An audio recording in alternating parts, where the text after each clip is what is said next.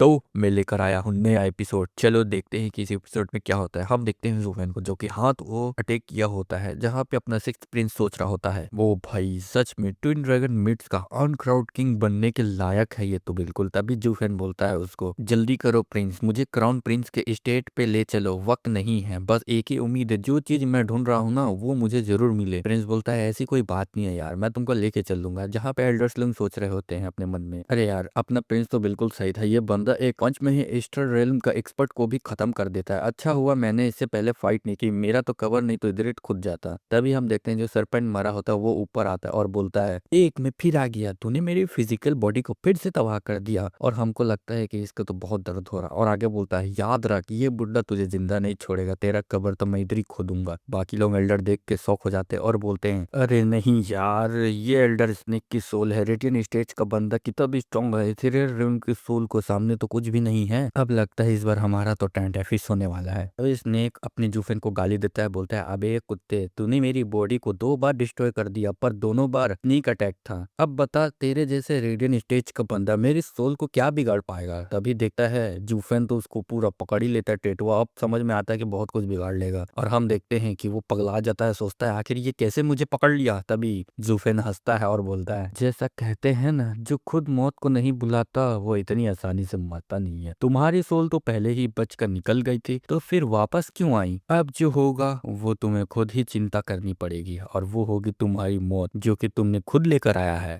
ये सुन के स्नेक की फटी बोलता है, अरे भाईजान रुक जाओ। और हम देखते हैं जूफेन ने उसका चटनी बना दिया होता है सोल का। बाकी एल्डर्स लोग की तो देखते हैं, उन लोग हैरान हो जाते हैं और सोचते हैं आखिर एक रेडियन स्टेज का बंदा आखिर कैसे किसी सोल को खत्म कर सकता है। सच में ये तो बहुत ज्यादा मॉन्स्टर इंसान निकला। हम देखते हैं कहीं पानी के पास कोई बिल्डिंग का, और वो उसके अंदर एक आदमी 2 लड़कियों से मजा ले रहा होता है। तभी हम देखते हैं इसको, जो कि प्रिंस से बोलती है, मेरे बड़े भाई को छोड़ने के लिए आपको क्या चाहिए। तभी ये सुनता है, बोलता है, क्या छोड़ दूं। और जवाब देता है, उसने यानी मुझे क्राउन प्रिंस को भीड़ के सामने पंच मारा, इतनी डिसरिस्पेक्ट के बाद मैं उस आदमी को इतनी आसानी से नहीं छोड़ सकता। योर हाइनेस, मेरे भाई ने जो आप पर उठाया हाथ वो उसकी गलती थी, लेकिन वो तो सिर्फ अपनी बहन को बचाने के लिए किया था ना। ये सब सिर्फ मेरे वजह से हुआ है, सारी गलती लीनियर की है। हमारे टूबा क्लैन ने पूरी जिंदगी क्वांगरन की वफादारी की सेवा की है, बस एक बार मेरे भाई को माफ कर दीजिए। लीनियर आपकी इस मेहरबानी को हमेशा याद रखेगी। प्रिंस बोलता है, क्या मेहरबानी हमेशा के लिए। और जंप मारते हुए बोलता है, ऑल इटर्निटी की कोई जरूरत नहीं है, बस इस जिंदगी में तुम इस प्रिंस की अच्छी तरह से सेवा करो, वही काफी होगा। और फिर वो टूट पड़ता है लड़की पे और लड़की वहां से साइड हो जाती है, बोलती है, नहीं प्रिंस। और प्रिंस जाके बोलता है, टूबा लीनियर, ज्यादा अपनी किस्मत पर मत उछलो, ये तुम्हारी किस्मत है कि इस प्रिंस की नजर तुम पर पड़ गई है। तुम्हारे टूबा क्लैन कभी एम्पायर का सहारा हुआ करते थे, लेकिन 8 साल पहले की हार के बाद तुम लोगों ने एम्पायर के गुनहगार बन चुके हो। फिर भी मेरे इम्पीरियल फादर ने उस बुढ़े टूबा को सिर्फ पद से नीचे किया, ये उसके पुराने काम के लिए था, वरना तो तुम्हारी पूरी खानदान मिट चुकी होती। ये सब सिर्फ इस प्रिंस की मदद से हुआ है। तुम लोग शुक्रगुजार होने के बावजूद मुझे इतना तिल्लास रहे हो। तुम लोग ना इधर के हो ना उधर के हो, एक तरफ कहते हो कि तुम मेरी हो और दूसरी तरफ शादी को करने के लिए मना कर रहे हो। क्या तुम मुझे बेवकूफ समझ रही हो, ऐसा खेल रही हो जैसे कि मैं कोई टॉय हूँ। तभी लीनियर बोलती है, माफ कीजिए योर हाइनेस क्राउन प्रिंस।